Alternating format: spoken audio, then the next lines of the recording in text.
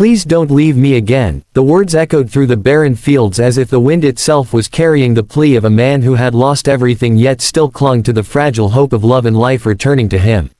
The story begins with a widowed farmer named Rahim, whose wrinkled hands bore the marks of endless toil under the scorching sun, and whose heart carried a grief heavier than the soil he turned each morning.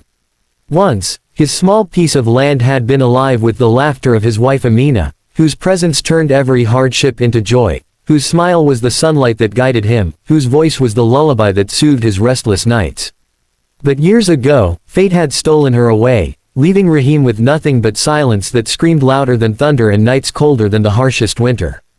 Every furrow he plowed reminded him of her absence, every season that passed without her presence was a wound reopened, and every sunrise only meant another day of surviving rather than living. Yet destiny, strange and mysterious, always has a way of weaving stories where brokenness can be mended and where grief can find unexpected light. The village knew Rahim as the man who never remarried, the man who spoke more to the land than to people, the man whose eyes looked far away even when he stood before them. His neighbors respected his endurance, but in whispered tones, they pitied his loneliness.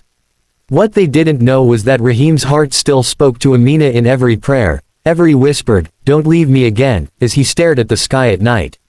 One evening, after a long day of tending to the crops, he wandered toward the old willow tree by the riverbank where he and Amina once carved their initials. The bark had grown thick, the carving barely visible, but to Rahim it was a sacred place, a reminder that love once blossomed here. He sat by the roots and felt the earth's pulse, tears streaming down as he remembered the night she promised never to leave him. "Even if I leave this world, I will never leave your heart," she had said, and somehow that promise still lived in him, urging him to keep going. But grief is a heavy chain, and Rahim often wondered how long he could drag it before collapsing under its weight. Then, on a morning when the mist clung to the fields like a veil, Rahim found something unexpected near his farm, a small bundle wrapped in tattered cloth, shivering, crying softly. A child. His heart stopped as he bent down, carefully unfolding the cloth to reveal a baby no older than a few months, abandoned but breathing, fragile yet fighting. Rahim's calloused fingers trembled as he lifted the infant, pressing the tiny body against his chest. The baby's cries echoed through the silence of his home when he carried it inside, filling the emptiness with a sound so pure it pierced through years of sorrow. He did not know who left the child or why fate had placed it at his doorstep, but as the baby's small hand wrapped around his finger, something deep inside him stirred. For the first time since Amina's passing, Rahim felt warmth blooming in the ashes of his broken heart. Days turned into weeks, and Rahim cared for the baby as if destiny had delivered him a second chance at life. He named the child Samir, meaning companion of night, because he filled Rahim's long, lonely nights with laughter and cries that reminded him of life's precious rhythm. Samir's presence transformed the old farmhouse into a place of love again, where once silence reigned, now there was giggling, the sound of small feet crawling, and the joy of watching someone grow.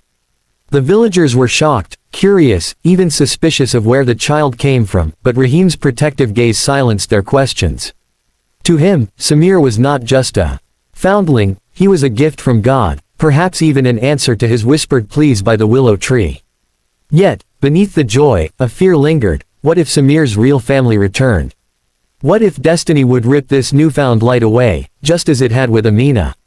The thought haunted Rahim every night, making his whispered prayers grow more desperate. "Please don't leave me again. Not again." The seasons changed, and with them Rahim's life blossomed in ways he had thought were lost forever. Samir grew quickly, his laughter ringing across the fields like music, and the villagers who once questioned his origins now softened their hearts as they saw the bond between the widowed farmer and the boy. It was as if the land itself responded to Samir's presence, crops sprouting greener, the air filled with more hope, and Rahim's weary eyes carrying a light that had been absent since Amina's passing. The boy followed Rahim everywhere, his small hands clutching at the edges of his father's worn clothes, his curious eyes absorbing every detail of the world around him. In Samir, Rahim found not only a son but also a reason to rise each morning, a reason to fight through hardship, and most importantly, a reason to believe in love again. Yet, behind his joy, Rahim lived with a gnawing fear, the kind of fear that had carved itself into his soul the moment he first held the abandoned baby, that one day someone would come to claim the child, tearing apart the fragile happiness that had grown between them. He often whispered to the stars, "Please don't leave me again," as though the universe itself could be persuaded not to steal this gift from him. As Samir grew older, his questions began to bloom like wildflowers. "Baba," he asked one evening as they sat under the willow tree, "where is my mother?" The question pierced Rahim's heart like a blade, for he had no answers. He had only stories of Amina, the love of his life, but she was not Samir's mother. He had only silence when it came to the truth of the boy's origin, and silence was not something he wished to hand down to a child who deserved the world.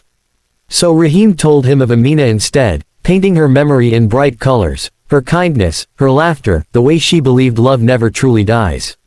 He hoped that in those stories Samir would find enough love to feel whole, but as the years went on, the boy's longing for truth only deepened.